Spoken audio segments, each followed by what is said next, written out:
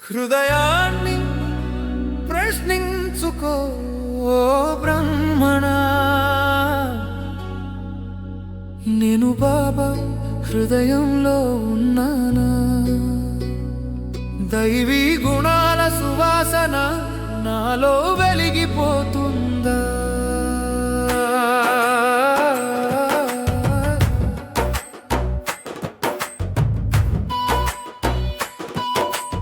ఆత్మిక ప్రేమతో నిండానా? ఏకమతంలో నిలిచానా? శ్రీమత మార్గంలో నచానా? బాబా హృదయం గెలిచానా? మధురమైన పిల్లల మేము, ఈశ్వరీయ కుటుంబమేం, ఆసురి బంధనాల నుంచి విడిపించిన తండ్రి ప్రేమ. శివుడే తండ్రి, శంకరుడు వేరు, ఇది లోకానికి తెలియదు. మనకు తెలిసింది సత్యమే, ఈ జ్ఞానం అమృతధార.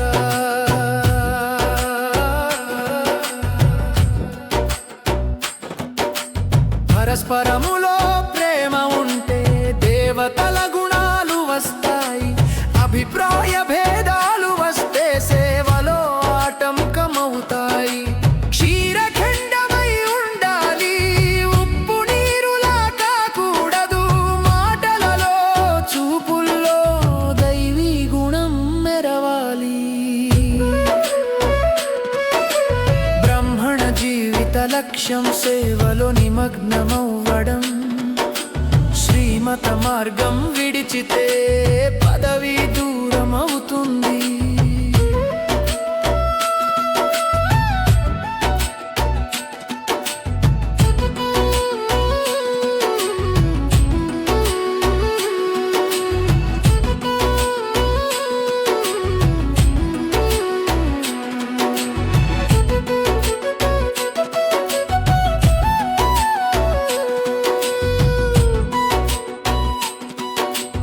ఒకే మనసు, ఒకే భావం, ఏకరసమే జీవితం.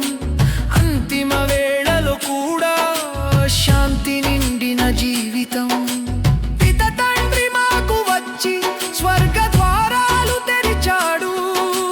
పతితుల్ని పవిత్రులుగా తన ప్రేమతో మార్చాడు. నీవే తల్లి, నీవే తండ్రి అని మనం పాడుతున్నాం. అనాథలమై ఉన్న మాకు వారసత్వం ఇచ్చావు నీవు. సంగమయుగంలో వచ్చి భవిష్యత్తు నిర్మిస్తున్నాం. ఈ జన్మే చివరిది అని పవిత్రతలో నిలుస్తున్నాం.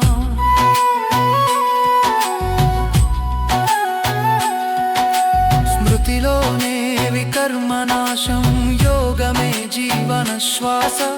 ముఖంలో వెలుగుండాలి, అది దేవతల గుర్తు. ఎవరు ఎంతగా సేవ చేస్తే అంతగా హృదయాన్ని చేరతారు.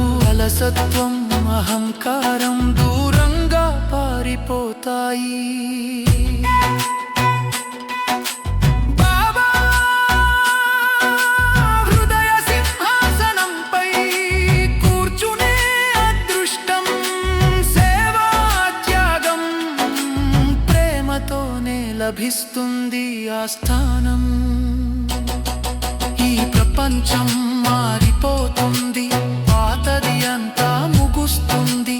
కొత్త స్వర్గం స్థాపనలో మనం భాగమవుతాము. జీవన్ముక్తి క్షణంలోనే బంధనాలన్నీ విరిచి బాబా చెయ్యి పట్టుకొని పరంధామం చేరుదాం. స్మృతి ఒక్కటే సాధనం, శ్రీమతే జీవన మార్గం.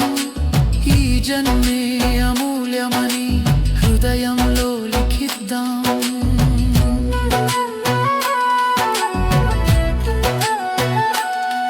హృదయాన్ని ప్రశ్నించుకో బ్రాహ్మణ. నేను బాబా హృదయంలో ఉన్నానా? ఆత్మిక ప్రేమే నా శ్వాసగా